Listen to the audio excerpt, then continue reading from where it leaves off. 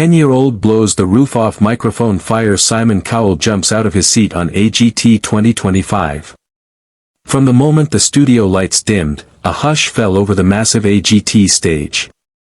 People leaned forward instinctively, sensing something unusual, something special, was about to happen.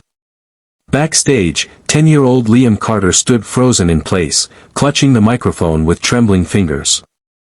His mother had given him one final squeeze on the shoulder before he walked out, whispering the same words she always did. "Sing from your heart, not your fear." That was the only thing keeping him steady now. Liam wasn't the kind of kid who grabbed attention. Small for his age, quiet, always the one offering help rather than asking for it, he blended into the background at school. Teachers adored him for his kindness, classmates respected him for his gentleness. Music was his escape, a world where his voice became bigger than anything life threw at him. But no one outside his small town truly knew what he could do. Not until today. As he stepped onto the stage, the judges offered warm smiles, except Simon Cowell, who leaned forward, eyebrows raised, as if trying to figure out the shy boy standing before him. "What are you singing?" Simon asked. "A song, for my best friend," Liam replied softly. "He's in the hospital right now.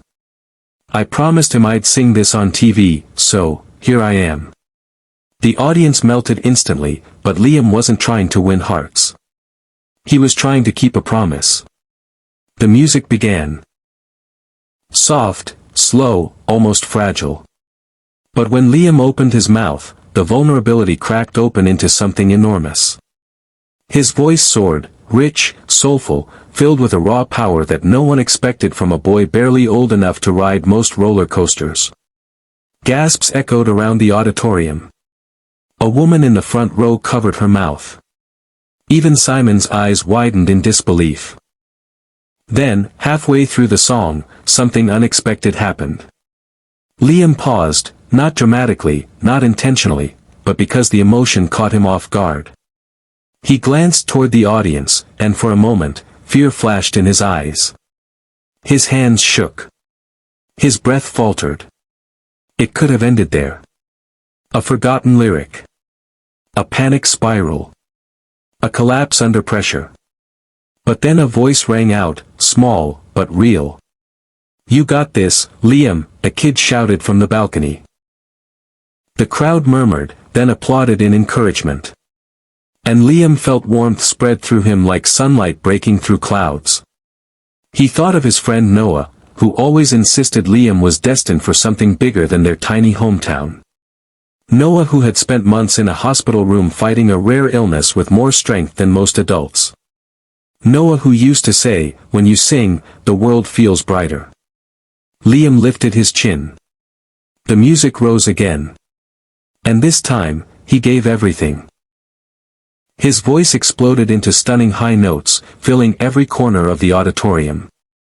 The room shook with energy. The judges stared, mesmerized.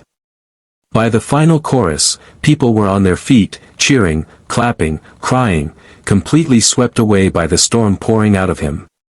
The final note held the room captive for a breathtaking moment, and then it dropped into silence. That silence lasted less than a second. Simon Cowell leaped out of his seat, eyes blazing with excitement. The audience erupted. Howie looked stunned. Heidi covered her face, overwhelmed. Sophia clapped with her hands over her heart. Simon pointed at Liam as if unveiling a secret to the world. "That," he said, "was the performance of the season. And you're only 10 years old." But Liam shook his head gently. "It wasn't just me," he whispered. "I felt everyone helping me." Then something extraordinary happened. As the cheering continued, Liam took the microphone again. "I want to dedicate this performance to my friend in the hospital," he said. "But also, to anyone who feels small or scared. Sometimes we think being strong means doing things alone. But tonight, you all reminded me that being strong can mean letting others help." The entire room softened. People nodded. Some wiped tears. Then Simon reached forward, slammed the golden buzzer, and golden confetti exploded from the ceiling like a burst of hope raining down. Liam gasped, truly shocked. Then lifted his arms as though trying to catch every falling piece. But instead of celebrating alone, he invited a nearby young fan onto the stage, the same kid who had shouted, "You got this." Liam hugged him tightly, and the crowd lost it. Kindness giving back to kindness. Strength returning where it came from. Backstage, as confetti clung to his hair, Liam received the news that his performance was being broadcast live into his friend Noah's hospital room. Nurses later shared that Noah smiled. Really smiled, for the first time in days. Liam didn't just sing. He healed. He connected. He reminded people that even in a world full of noise, a single act of courage, born from love, can ripple outward in ways we never expect. And when he walked off stage, Simon called after him, "You just changed lives tonight, Liam." But Liam only smiled and whispered, "I just kept a promise." The message was clear, one that resonated far beyond the AGT stage. Even the smallest voice can lift the world when it carries kindness, courage, and heart.